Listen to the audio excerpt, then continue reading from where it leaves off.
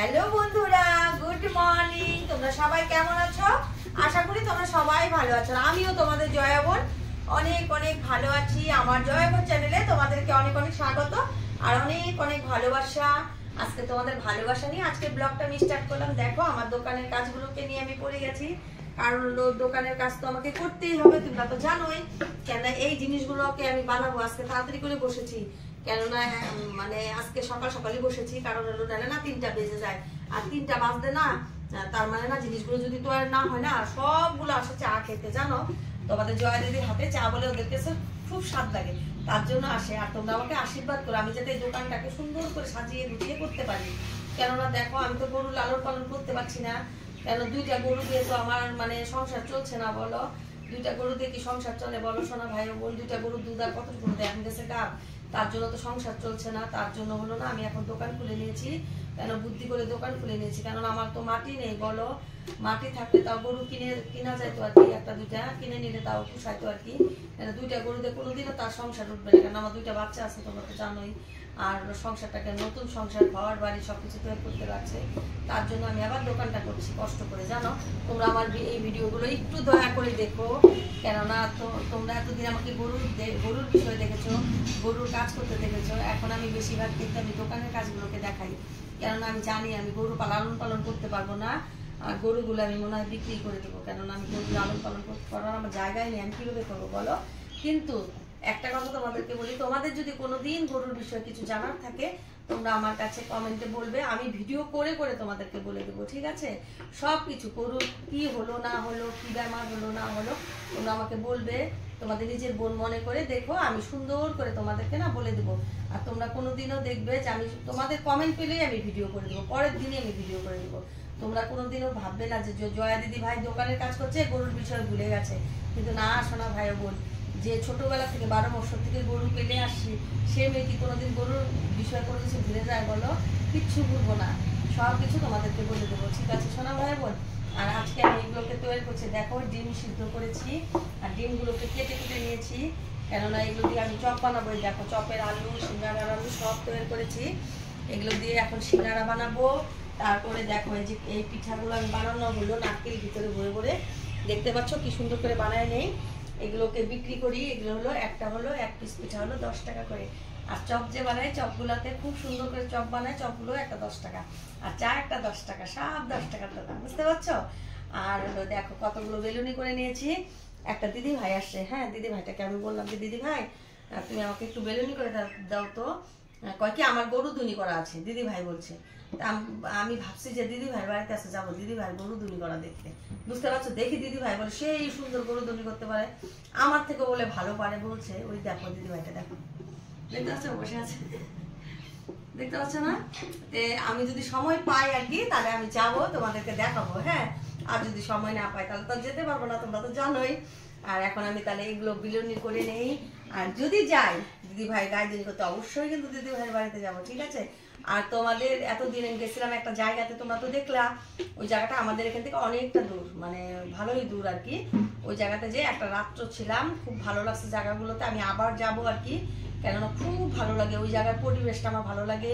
ওই জায়গার শাকসবজি, ওই জায়গার ঘাস দেখে আমি পাগল, মানে ভাবি যে এরকম ঘাসের জায়গায় যদি গরু পালন করা যেত তাহলে কিন্তু মানে কোনো গরু পালন করতে কোনো অসুবিধা হতো না। দেখো আমাদের এখানে কত অসুবিধা, গরুর ঘাস নেই, গরুর খ্যার পাওয়া যায় না, গরুর খ্যারকে কিনে নিতে হয়, ঘাস কিনে নিতে হয়।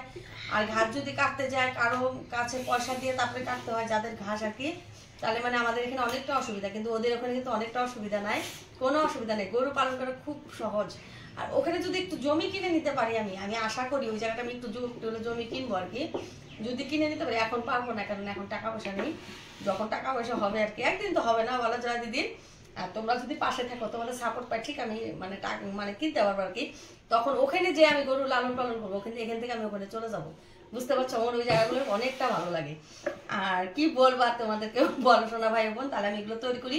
যদি দিদির বাড়িতে দিদি আমাকে নিয়ে যেতে চায় আর কি, যে চলো তাহলে আমি যাবো আর তোমাদেরকে দেখাবো, ঠিক আছে? তাহলে সঙ্গে থেকো আর দেখতে থাকো আমার ভিডিওটা। দেখো দিদির কাউ মিল্কিং দেখতে পাচ্ছ, আজকে হলো তোমাদেরকে দেখালে হলো দেশি কাউ মিল্কিং। আর জয়া করছে না কিন্তু, জয়ার একটা দিদি ভাই করছে, বুঝতে পারছো?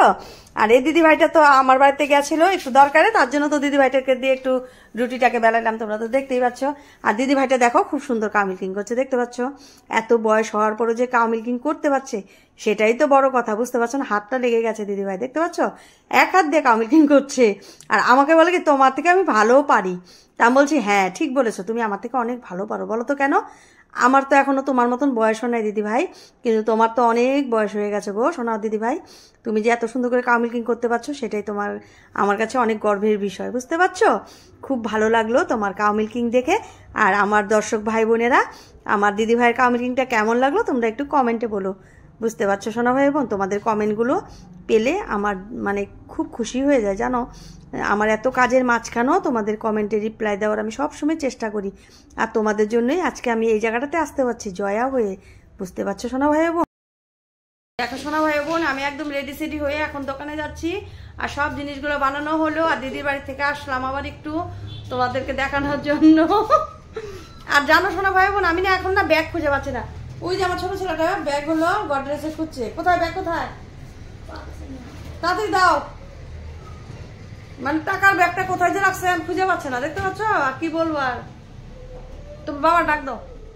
ও স্যার, স্যার দেখতো, চিন্তা করো তো, কত দেরি হয়ে গেল। ও মানে কি টাকা বার করে আবার কোথায় রাখছে এখন আমি খুঁজে পাচ্ছি না, জানো না? এমনি আমার অনেকটা দেরি হয়ে গেছে। আর দেখো মাথা চুলগুলোকে কিভাবে বেঁধে নিয়েছি, এইভাবে কেন বাঁধি জানো? তার মানে কোথাও যদি চুল টুল পরে সেজন্য চুলগুলোকে এভাবে বেঁধে নেই, আমার কাছে ভালো লাগে, একদম নেপালি নেপালি লাগে। আর সবাই এসে বলে কি তোমাকে না নেপালির মতো লাগে, আমার তো ভালোই লাগে শুনতে। তুমি কোথায় রাখছো খুঁজে দাও তাড়াতাড়ি, টাকা দিয়েছো তুমি, রাখো আমার। ওই যে এখন কাপড় গুলো সব আলাবে, দেখছো? ড্রেসের কাপড় আলাবে, দেখতে পাচ্ছ? আমার কাজ বাড়ায় খালি, কিছু বার করে নিয়ে যায়, জানো না? খুচরা টাকা যদি বার না করি না তাহলে দোকানে যে উড়া উড়া বাজে যায় আমার।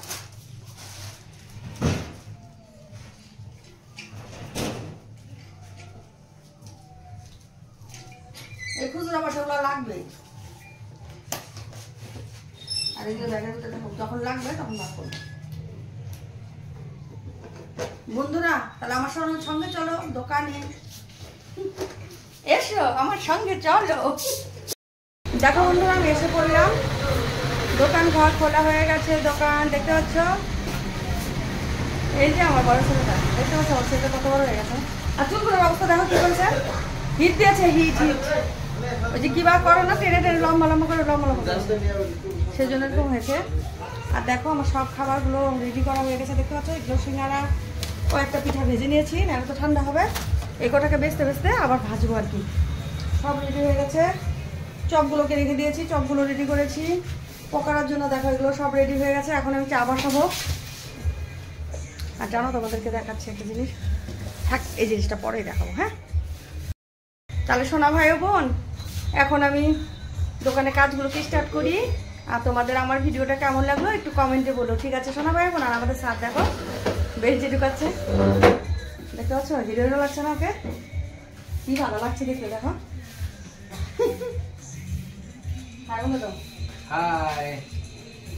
দেখতে পাচ্ছ তোমাদের লোকে কথা বলতে বলতে আস্তে আস্তে ঠিক হয়ে যাবো, সরম মানে লজ্জা পায় আর কি। তাহলে ঠিক আছে সোনা ভাই বোন, আর ভিডিওটা বড় করছি না, তোমরা ভালো থেকো, সুস্থ থেকো, আগামীকাল আসবো, বাই বাই।